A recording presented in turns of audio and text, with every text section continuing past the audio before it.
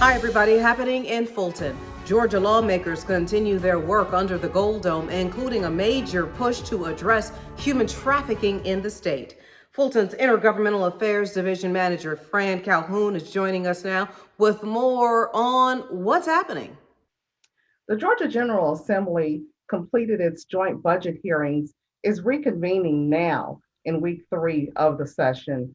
Upon reconvening, one of the first items addressed by both chambers was to pay tribute to baseball great Hank Aaron, who passed on January 22nd. Later this week, the legislature will begin considering and passing legislative priorities for the 2021 year. They have currently about 155 bills that have already been introduced and are on the docket, so to speak. We've seen a record number of elections bills and justice reform bills.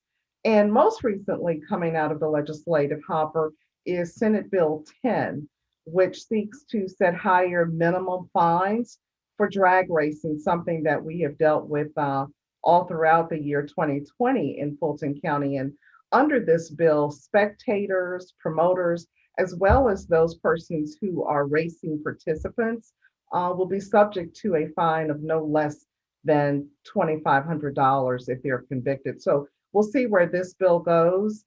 Expected to be introduced soon are 2 bills to combat human trafficking throughout the state.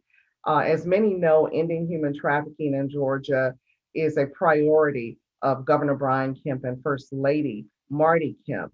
The 2 recently announced legislative recommendations from the Grace Commission.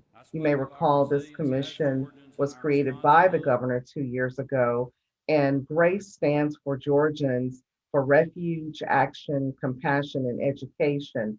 And this is to combat human trafficking throughout our state. The commission has come up with 3 legislative recommendations that we'll see, I think, 2 bills covering. And one is to provide privacy for name changes. And so persons who are survivors of human trafficking would like to change their names, they can do so without disclosure. Those records would, of course, be sealed by the court. And then also, those survivors would be allowed to pursue civil damages in a court of law against their traffickers. Finally, persons who are seeking commercial driver's licenses or renewals, they're going to be required going forward to undergo required human trafficking awareness training. They'll have to sit for that. And that is something that the public also can take free of charge online at the Grace Commission's website.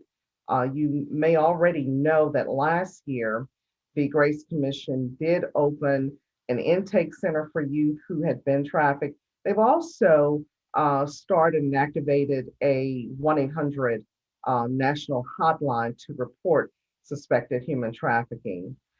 We understand that this bill will mirror a federal human trafficking bill, which will allow the Attorney General also to sue in federal court against the human traffickers themselves. Right now, we understand that Georgia is the 4th highest state with persons being trafficked, and Atlanta is number 14. So we are certainly looking forward to seeing this measure pass. We know that it will provide needed legal remedies for the state and for survivors of human trafficking. We have about 35 more legislative days ahead and much, much more to report during this legislative session. That's just some of what's happening in Fulton. To stay connected with us, follow us on Facebook, Twitter, and Instagram. You can also check us out on our YouTube channel, so please do us a favor and subscribe. Well, that does it for this edition. Thank you so much for watching. Join us daily for news around and about Fulton County.